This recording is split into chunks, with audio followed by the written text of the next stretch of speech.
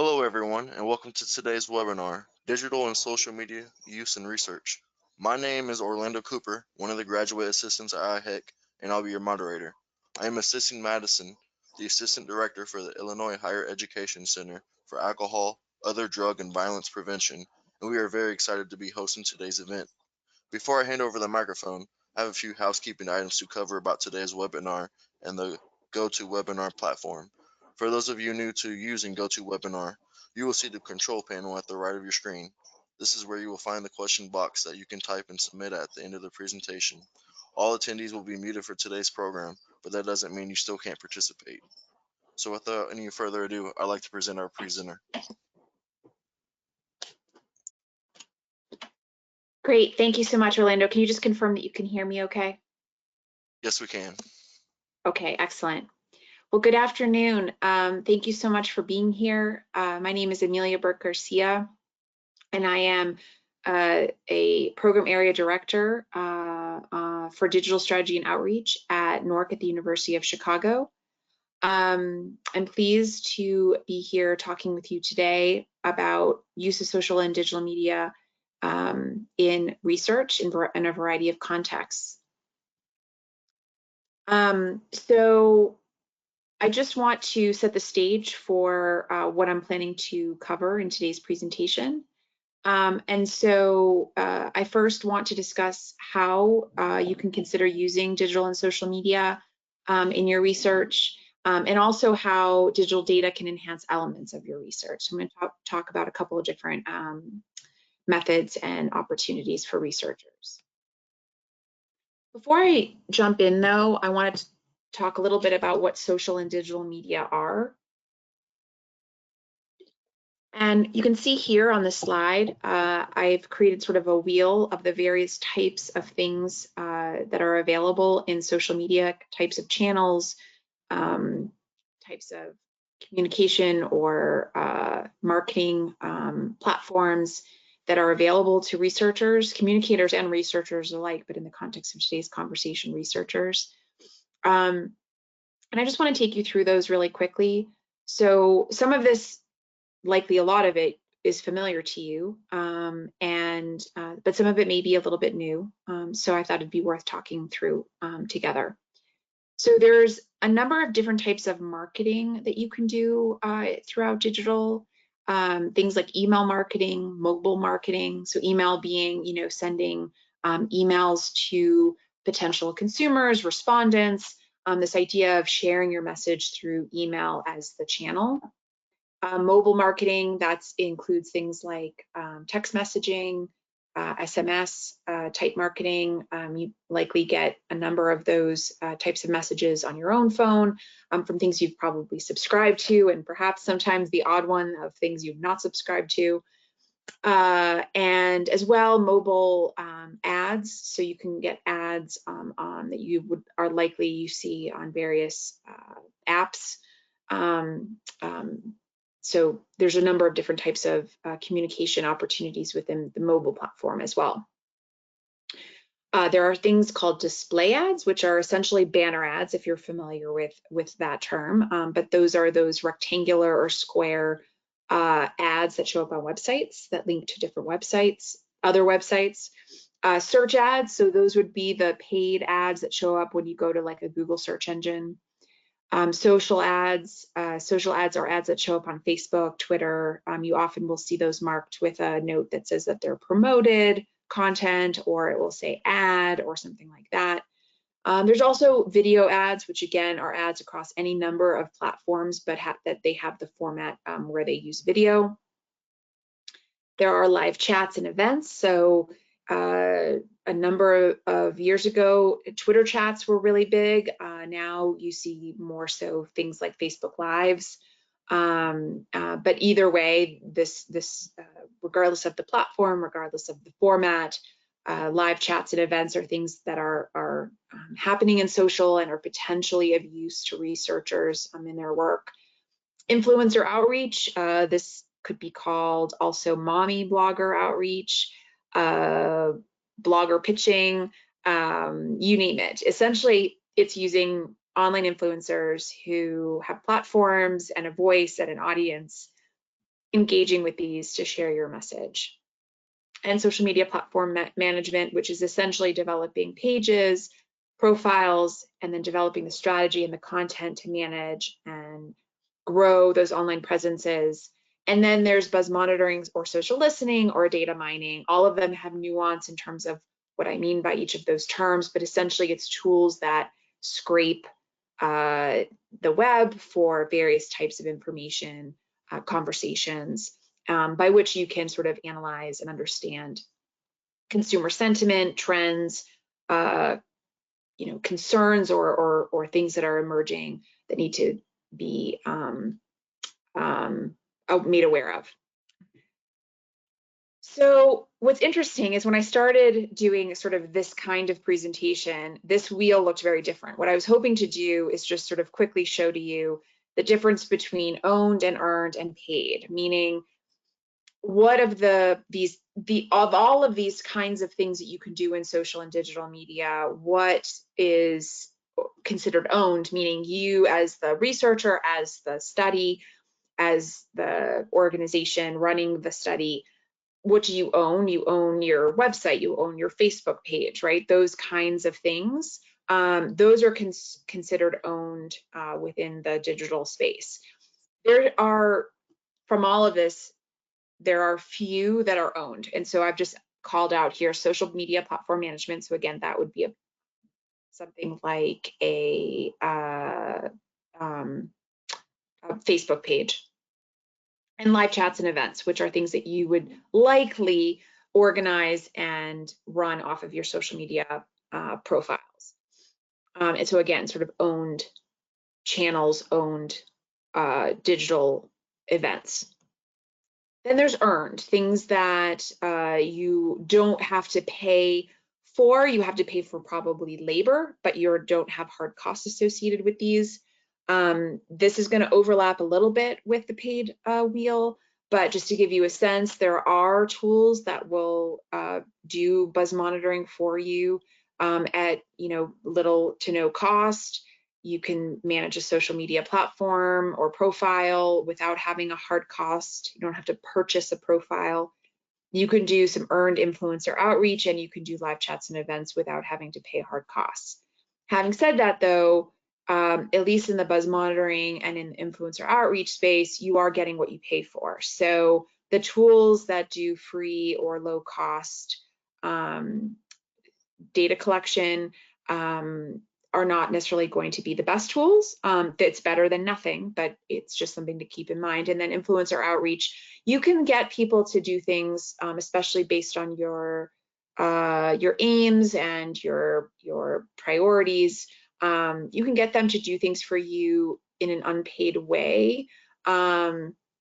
It's just going to, it may not be timed to exactly what you want to do in terms of timing, or you will also have less control over the message and the quality.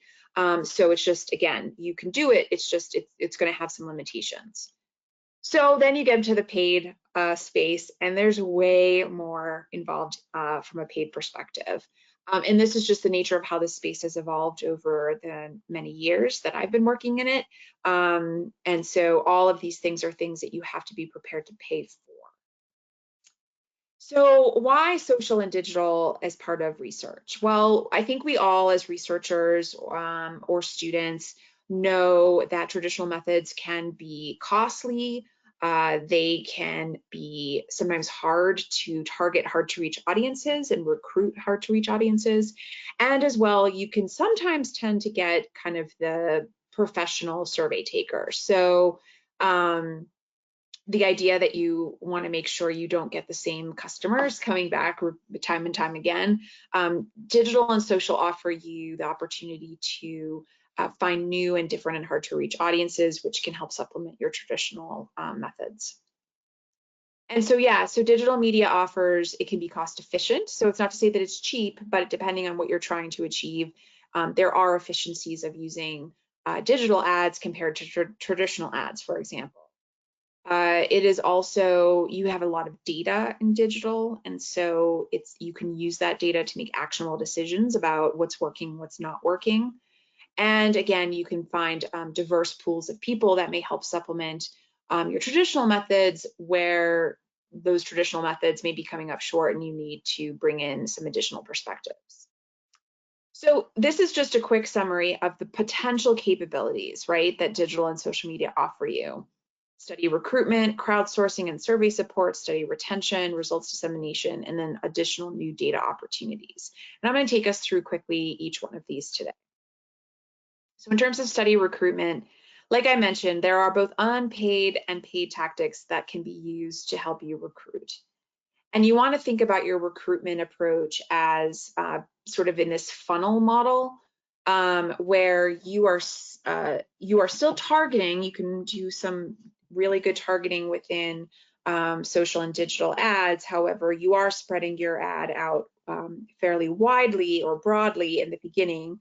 From there, you are getting clicks on your ad to your registration page or other type of page, and then you are screening them and they're qualifying into your study. So where you start and where you end up can be quite different in terms of the breadth and scope of who you have to go out to in order to be able to get to your qualified recruits. One thing that's very unique about recruitment in digital, especially when using ads, is the fact that you do have these this plethora of data, and those data can really help you optimize to improve your performance, save resources, and be more efficient with your recruitment. So in this model, you serve your ads, you analyze your data coming off of your ads, you can see what ads people are engaging with, which ads they're not engaging with, turn off ads that are not doing well. And then as you screen candidates in, or they screen in using a web screener, you can then go back and refine. So you may find that an ad is actually generating a lot of clicks, but none of those candidates are screening in. That's actually happened to me before, and I think I will touch on it later in the talk. In which case, you can actually see that progression, and then you can figure out, okay, well, something about our targeting, something about our message is, yes, it is engaging to people, but it's bringing all the wrong people. And so you can kind of use those data to make strategic shifts. So this is just one study I wanted to highlight. It was a study under the National Children's Study, which was an NIH-funded study from years ago. They had a Bailey study, which is baby IQ, that they needed to bring in babies from 0 to 24 months. And they had samples per every 6 months of the child's age that they needed to hit, and traditional methods to find and recruit. Essentially you're recruiting the baby, but you need to recruit the parent to come to a facility to take the baby IQ test. Was very unsuccessful, and so we tried Facebook ads, Twitter ads, and Google ads, and we were able to also do some earned outreach to some influencers. And you can see here, we were able to successfully recruit over 800 babies of varying ages to come and participate in the study. And Facebook at the time by far outperformed all of the other methods of recruitment. Another study example here, Essentials for Parenting, is an online tool for parents that CDC put out. It was going to be a fully online sample, so they needed to go and actually participate in the study online using the tool, and therefore it made perfect sense to use a fully digital recruitment strategy, because the premise is that in order to participate, you had to have internet and a computer, and therefore recruiting through that same mechanism made a lot of sense, that we wouldn't have to worry about those questions as part of the screener. And so we actually aimed to recruit 400 with the goal of enrolling 200. Parents were offered quite a large incentive, which is nice. These are just some of the ads, and it's worth noting that we were able to achieve this goal, I believe, in less than 2 weeks. So it really was quite successful in achieving the recruitment goals for this particular study. I just put together, this is from a number of campaigns I've done over the years, because I like to sort of look at how we learned over time, and also there are, you know, different strategies that were used, and also, you know, channels have shifted over time, right? So we have tried Google Ads outreach, which is the influencer outreach, in-stream ads and sidebar ads, and Twitter ads, and so a lot of different types of things that have come up, and we wanted to test over the years. It's worth noting when we started, we were at about a 14% qualified sign-up rate. That meant that 14% of everyone that came through the ads on Google for the first study were qualifying in. And by the end, you can see we were up to about 50% qualified rate. So we really, over time, were able to learn and see what worked and what didn't work, and really refine to make sure that we were maximizing our resources to get to the folks that we really wanted to get to for our study. So crowdsourcing and survey support. So just in case the definition of crowdsourcing is new to you, this is this idea of the practice of obtaining needed services, ideas, or content by soliciting contributions from a large group of people, and especially from the online community, rather than from traditional employees or suppliers. Sorry. In terms of trends, there's been a dramatic, crowdsourcing has had a dramatic impact on the speed and scale at which scientific research has been conducted. The benefits, and these are documented in the literature, are to be able to access readily available research study participants. These tools for crowdsourcing often use streamlined recruiting systems and also payment systems, so they make everything fairly turnkey, fairly easily. And you are likely familiar with this, specifically in the form of mTurk, which is a crowdsourcing platform a lot of researchers use to survey data collection, also obtain people for interviews and other types of research needs.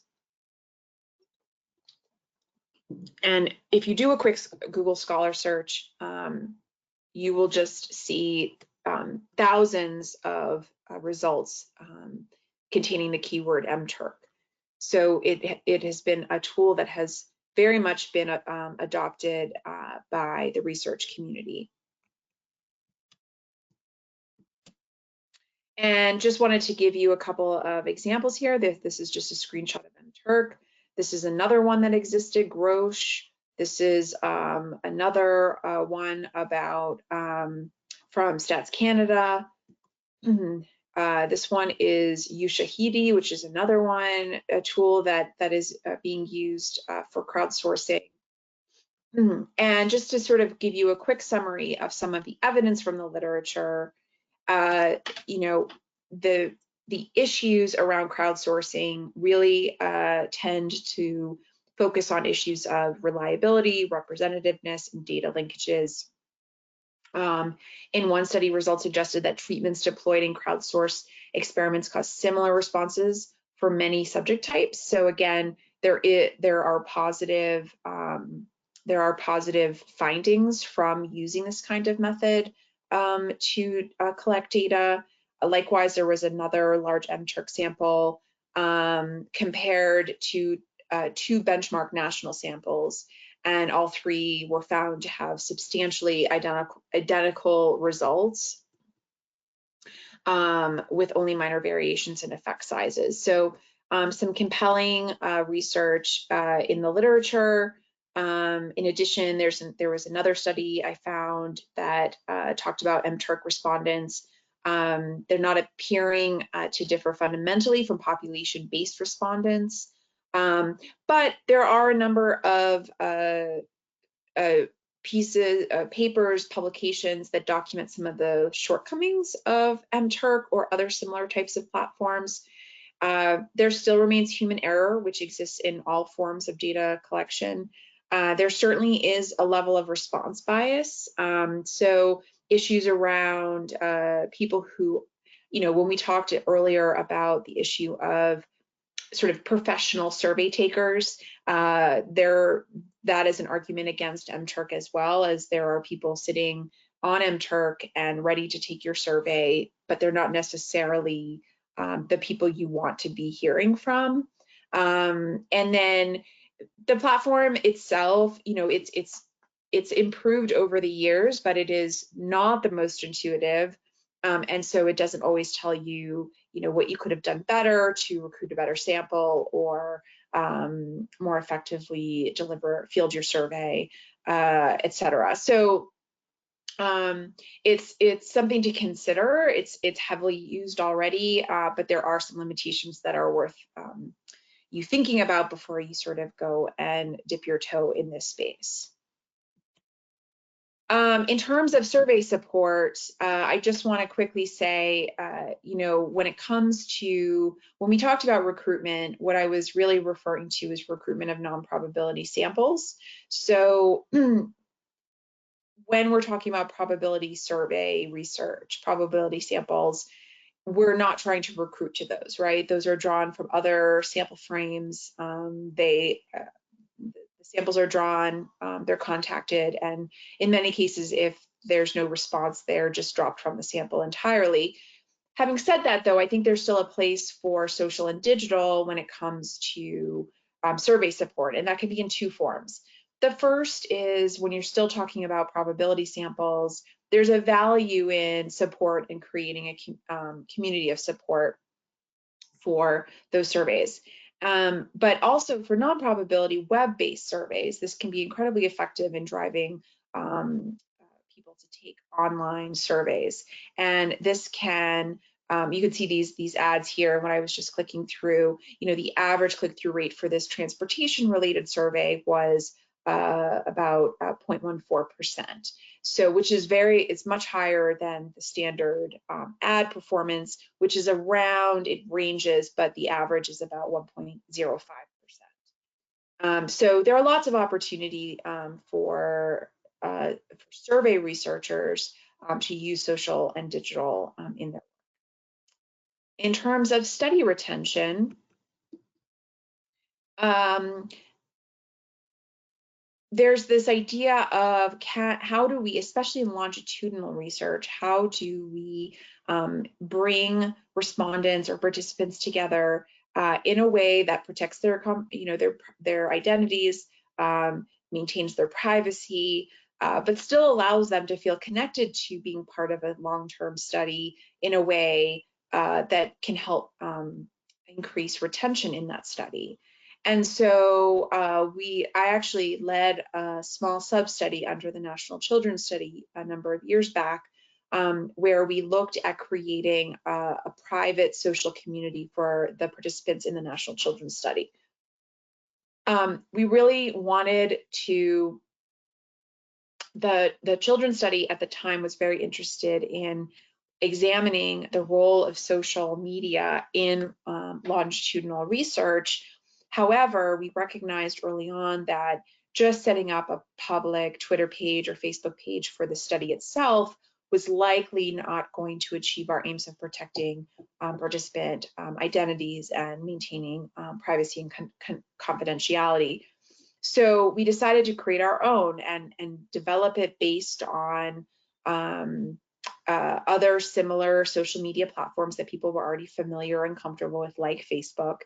And we wanted to make sure we would be able to gauge some level of effectiveness of this community as it relates to retention. Unfortunately, the Children's Study shut down early, so we didn't really ever get to longitudinal retention measures. However, we did, to try and get as close to some kind of effect measure, we came up with a way to sample them so that half were invited to the community and half were not. And then we wanted to, and then we looked at participant feedback over the short time that this was live in order to gauge success of the community. I think, overall, all of the participants were really enthusiastic and positive about the concept. Again, we weren't live long enough to really have an impact on retention, but the study itself presented unique ideas and opportunities for engaging longitudinal research participants in a way that could protect their identities and ensure their privacy while still allowing them to connect and be part of this larger effort. The final point I want to say on this is we were really concerned about Hawthorne effect, or if you bring people together in a community and you're trying to, the aims of the National Children's Study, of course, were to look at child development over a number of years. And so what the question was, if you bring people together in a social community, how do their behaviors change because of the act of bringing them together? So what we really tried to do was not share information that was interesting to this community of parents, but not share information that would potentially risk them altering their behaviors. So things like sharing breastfeeding articles, we chose not to go there because we felt like that could persuade somebody who was or was not breastfeeding to change their behavior and therefore alter the outcomes of the study. So there was just a consideration as you think about retention and use of social media to retain people. The risk of bias or the risk of how your participation in the research process in this way, altering the research process, is a consideration you need to think about.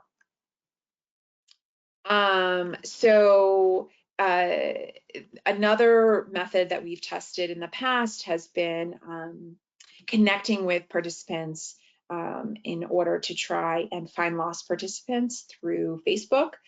This came about from some discussions with scholars and leaders in the field who suggested, we consent participants in research to obtain their cell phone number, their home line, their address, their email, but oftentimes those things change, either if they're migrant populations, and or if they are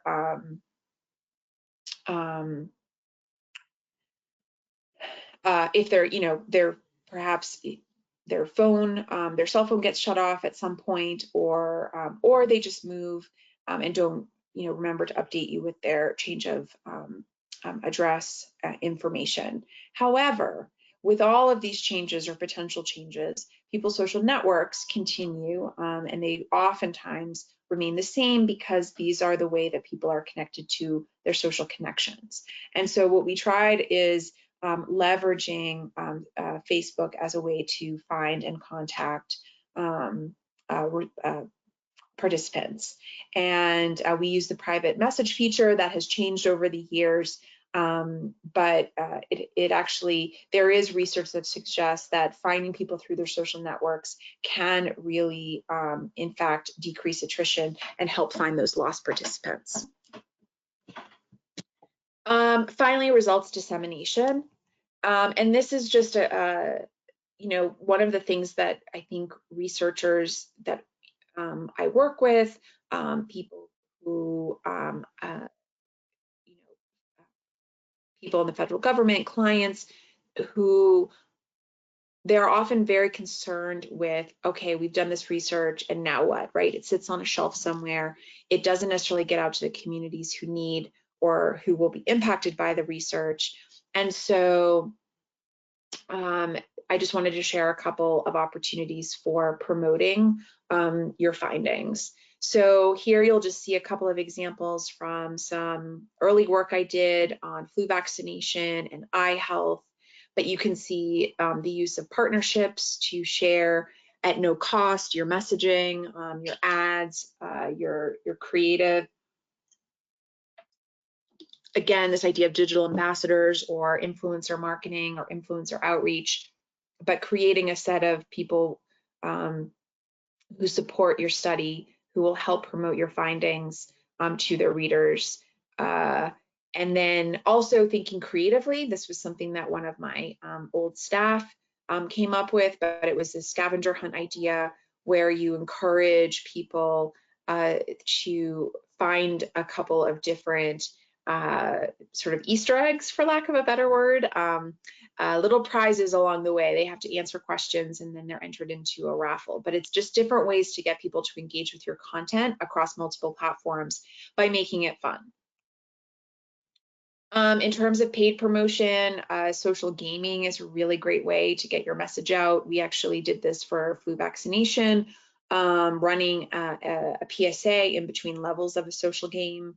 We've done streaming radio, so Pandora or Spotify ads, social media ads like we've already talked about, and then content paid content marketing. So, you know, again, similar to how you might pay for an advertorial, you can do that online as well. And finally, I want to highlight some new opportunities. I want to talk a little bit about digital data and what's on the horizon and what people are working on as it relates to digital data use in research.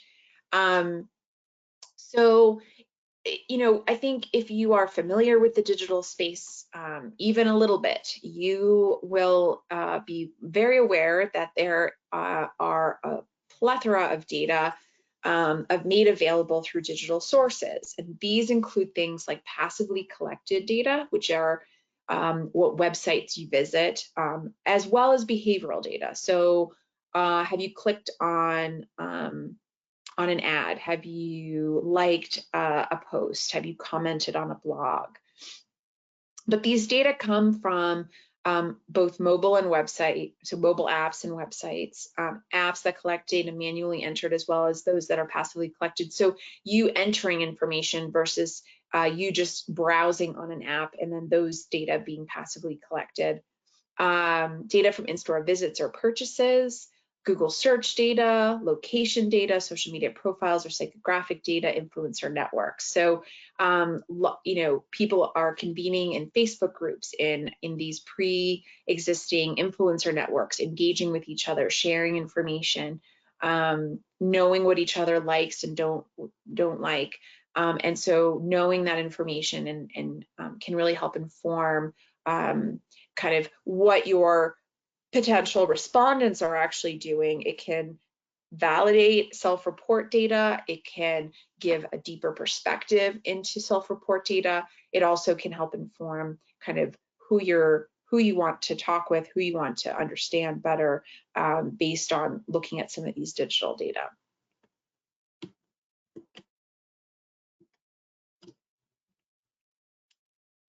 In terms of new methods of using digital data in research, if we look across the survey research paradigm, there are a couple of opportunities. When you talk about sampling, social media sites and influencer networks may be sources for non-probability research panels. So essentially, Facebook groups and influencer networks, all of their membership are at some level enumerated. And so they offer these opportunities for identifying groups of people, depending on if they fit into the groups you're trying to better understand.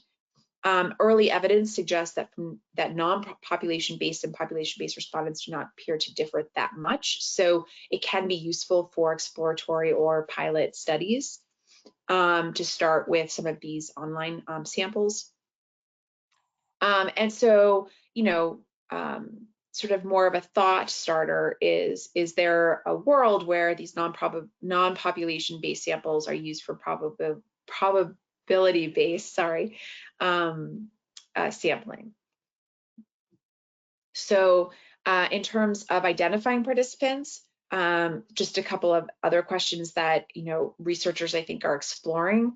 Are there data that do not meet the same thresholds for data quality and representativeness as surveys? So are there data where we can be confident in what they're reporting that that we can gather through third parties or digital channels? And are there places where we can relieve burden on respondents by gathering those data passively? And then, of course, we need to be careful of bot detection.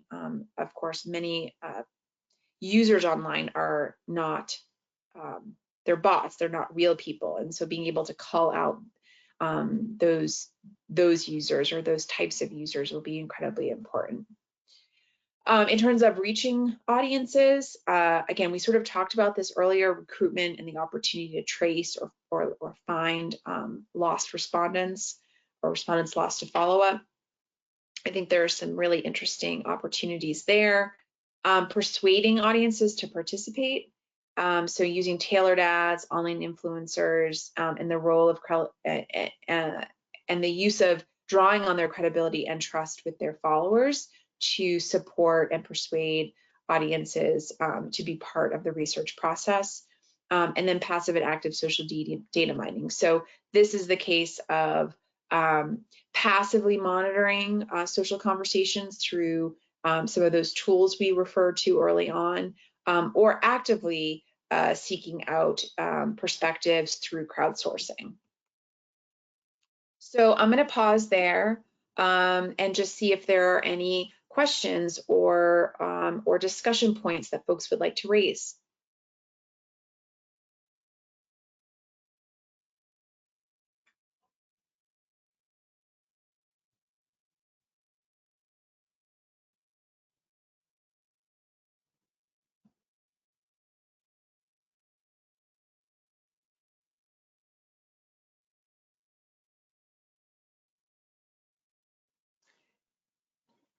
Orlando, is there anyone or anything that's come up in the chat?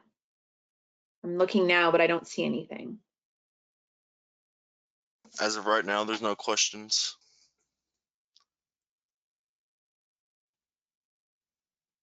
Give it one more minute.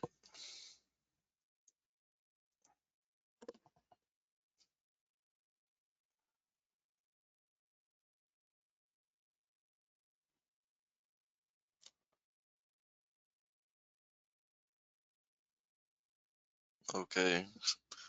Seems like there's no questions for the presentation. Okay. Well, if questions come up after the fact, you can email me at this email right here, burkegarcia-amelia@norc.org. You can tweet to me at Socialibrium. But I just want to say thank you so much for being on the session today.